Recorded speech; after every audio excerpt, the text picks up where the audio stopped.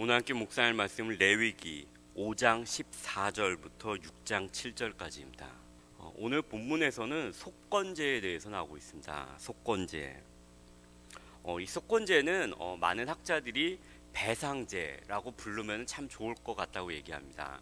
왜냐하면 이 속건제의 성격이 어떤 피해에 대해서 그 책임 있는 보상을 우리에게 요구하고 있기 때문입니다. 그래서 속건제를 배상제로 이해해도 참 좋을 것 같습니다. 먼저 이 속건제를 보기 위해서는 이 속건제와 그리고 속죄제를 구분을 하면 좋을 것 같습니다.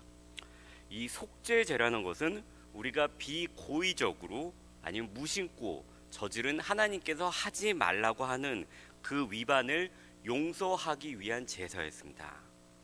반면에 오늘 나오는 속건제는 어떤 재산상의 피해를 일으킨 죄에 대해서 하는 제사가 바로 속건제입니다. 그리고 이 속건제를 오늘 읽다가 보셨지만 특이한 점은 바로 배상이라는 것이 있다는 것입니다. 인간이 부지 중에 또는 신실하지 못하게 자기도 모르게 죄를 지을 수 있습니다.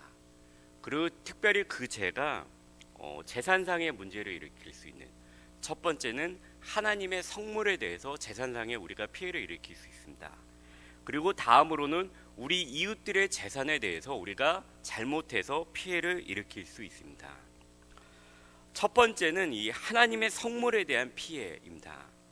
이것은 성막에 비치되어 있는 이 물품들이라기보다는 제사 때, 우리가 제사 때 바쳐진 짐승이나 아니면 11조 그리고 봉헌물들에 대해서 우리가 제대로 바치지 못하였을 때 말하는 그 피해를 그렇게 이해를 하면 좀 더 현실적인 적용이 될 것 같습니다. 이 성소에 바쳐진 봉헌물은 11조가 될 수도 있고요, 아니면 첫 수확물이 될 수도 있고, 그리고 각종 서원의 제물이 될 수가 있습니다. 만약에 어느 누군가가 부지 중에 자기도 모르게 실수로 11조를 봉헌을 했는데 좀 부족하게 했거나 잘못했을 때, 그리고 나중에 그것을 자기가 깨달았습니다. 아, 내가 그때 조금 잘못했구나. 그럴 때 그는 벌금과 더불어 속건 제물을 바쳐야 했습니다. 그리고 여기서 그 벌금이 뒤따랐습니다. 그것은 5분의 1, 20%를 벌금으로 내는 것이었습니다. 그리고 여기에 더해서 이 속건양, 그 순양을 속건제의 제물로 바치는 것이 이 속건제의 핵심입니다. 이 부분에 대해서 말씀하고 있는 15절과 16절을 제가 부분적으로 읽어보겠습니다. 누구든지 여호와의 성물에 대하여 부지 중에 범죄하였으면 여호와께 속건제를 드리되 성물에 대한 잘못을 보상하되 그것의 5분의 1을 더하여 제사장에게 줄 것이요. 이것이 우리가 하나님의 성물에 대해서 바쳐지는 것들에 대해서 잘못할 수 있는, 재산적으로 피해를 입힐 수 있는 것입니다. 그리고 그 다음으로는 우리가 같이 살아가는 이웃들의 재산에 대해서 우리가 부지 중에 신실하지 못하여 피해를 입힐 수가 있습니다. 오늘 본문에 나열되는 죄의 종류는 다음과 같습니다. 6장 1절부터 5절에 있는 것을 제가 한번 목록만 한번 나열해 보겠습니다. 이웃이 믿고서 나에게 물건을 맡겼는데 나중에 이것을 제대로 주지 않거나, 아니면 전당을 잡히고 나중에 다시 찾으러 온 사람에게 이를 속이거나, 아니면 도둑질하고 착취하고도 사실을 부인하거나, 아니면 누군가가 잃어버린 물건을 내가 이렇게 주웠는데 그 사실을 부인하고 이에 대해서 당신이 주지 않았습니까? 라고 얘기했을 때 하나님께 맹세하노니 나는 주지 않았습니다 라고 하는 행동들입니다. 여기에 더해서 착취라는 행동도 포함이 됩니다. 이웃에게 모종의 압력을 가하여 강탈하는 것도 될 수 있고요, 일을 시키고도 임금을 제때 지급하지 않는 것도 여기에 포함이 됩니다. 그리고 정해진 적절한 임금을 지불하지 않고 약자의 임금을 착취하는 행동 역시 모두 속건제가 필요한 죄였습니다.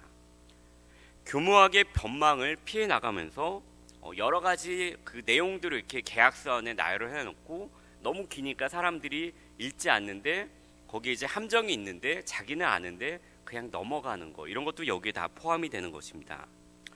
이런 범죄에 대해서 죄가 드러나는 날에, 아니면 본인이 자수를 한 경우에 범죄자는 이웃의 그 피해에 대해서 20%를 더해 줌으로써 보상을 하는 것이 속건제입니다.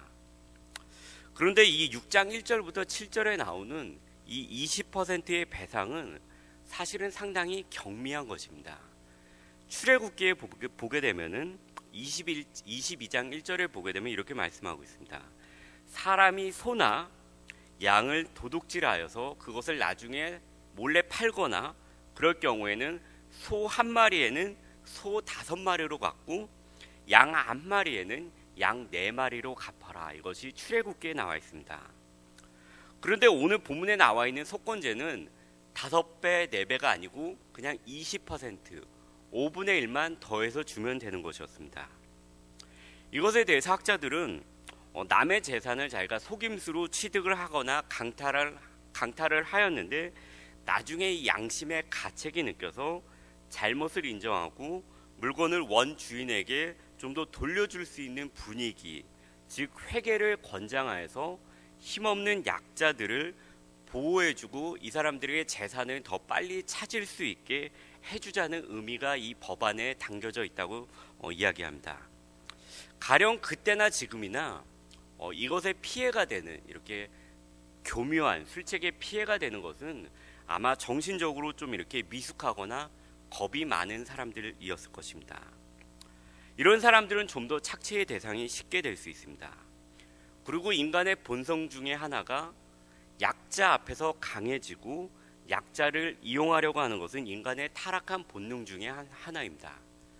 또한 반대로 인간이 동시에 가지고 있는 것은 하나님의 형상 가운데 자기가 약자를 이렇게 착취했다는 것에 대해서 양심의 가책을 느끼는 것입니다.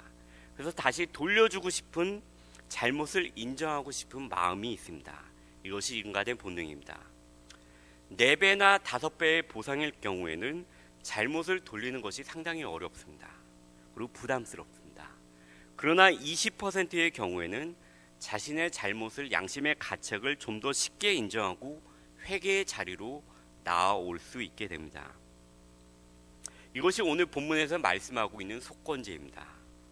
그럼 이 오늘 본문이 현재 우리에게, 그리고 오늘 본문을 통해 알 수 있는 하나님께서 이 법을 제정하신 진정한 목적은 무엇인가에 대해서 한번 생각해 보겠습니다. 독일 교회들이 히틀러가 있던 그 나치 정권 때에 사실은 이 독재자를 반대하는 것이 아니라 이 독재자를 후원을 하게 됐습니다. 그 루터로 인해서 종교 개혁이 되었던 이 독일의 교회들이 사실은 이 나치 정권을 후원하는 일을 했습니다. 근데 여기서 본 하퍼라는 목사님이 있었습니다. 이분이 이것에 대해서 반대를 하면서 나중에 망명을 갔다가 본인이 죽을 것을 알면서도 독일로 다시 돌아와서 신학생을 양성하기 위해서 노력하다가 결국엔 거기서 사형을 당하게 됩니다. 이분이 쓴 책 중에 하나가 지금도 많이 읽혀지는데 제자도에 관련된 책이 하나 있습니다. 이분이 여기서 값싼 은혜라는 것을 언급하게 됩니다. 지금도 많은 목사님들을 통해서 값싼 은혜에 대해서 여러분들 설교 때 들어보셨을 것입니다.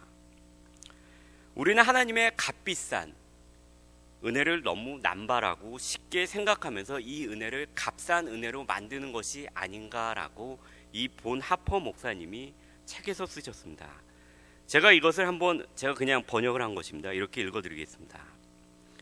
값비싼 은혜인 복음은 반복하고 반복해서 생각되어져야 한다. 은혜가 값비싼 이유는 그것이 우리를, 예수님을 따라갈 수 있도록 하기 때문이며, 은혜가 값싼 것이 아닌 이유는 이것이 한 사람의 생명을 살리는 은혜이기 때문입니다. 은혜는 한 사람의 생명을 살리는 것뿐만이 아니라 이것은 영생으로 이끌며 죄를 정죄하고 죄인을 의롭다 하기 때문이다. 그리고 이 모든 것들 위에 은혜가 값싸지 않은 이유는 하나님이신 독생자 예수님의 생명이 바쳐졌기 때문이며, 이 모든 것 위에 은혜가 값싸지 않은 이유는 하나님께서 그의 아들을 우리의 죄와 생명을 위해 값으로 치르셨기 때문이다. 그리고 우리를 이로써 구원하셨기 때문이다. 이것이 은혜가 얼마나 값비싼 것인지를 우리에게 말해주고 있습니다. 지금도 구약의 율법에 따라 자신의 죄에 대해서 양 4마리, 소 5마리, 그리고 속건제를 위해 20%를 배상하는 사람이 있다고 해도 그가 예수님을 믿지 않는다면 그는 죄로부터 용서함을 받을 수 없습니다. 그런데 더욱더 놀라운 사실은 이 5배, 4배, 그리고 20%의 배상이 이루어져야 하는 이것을 요구하는 율법의 요구를 예수님은 그분의 생명으로 갚으셨다는 것입니다. 그리고 더욱더 놀라운 것은 율법이 요구하는 그만큼 예수님께서 갚으신 것이 아니라 잔이 차고 넘쳐서 흐르고 흐를 정도로 그 율법이 요구하는 것 이상으로 충분할 정도로 예수님께서 우리를 위해서 이미 갚으셨다는 것입니다. 그러나 우리는 자칫 또는 가끔씩 죄와 타협할 때가 있습니다. 말을 하지 않지만 내 마음속에 나도 알고 있지만 나중에 회개하지 라는 마음을 두고 하나님께 그리고 우리의 이웃에게 죄와 타협할 수가 있습니다. 그러면서 우리는 은혜를 악용하고 값비싼 은혜를 값싼 은혜로 만들 수가 있습니다. 어제 말씀을 준비하면서 무릎을 꿇고 기도를 하는 중에 제 마음속에 이런 생각이 들었습니다.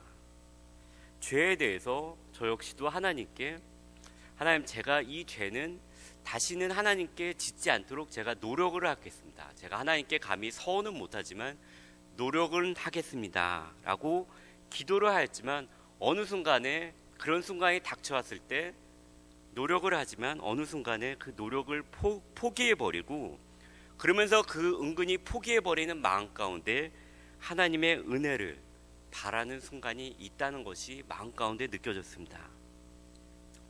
그러면서 이런 생각이 들었습니다.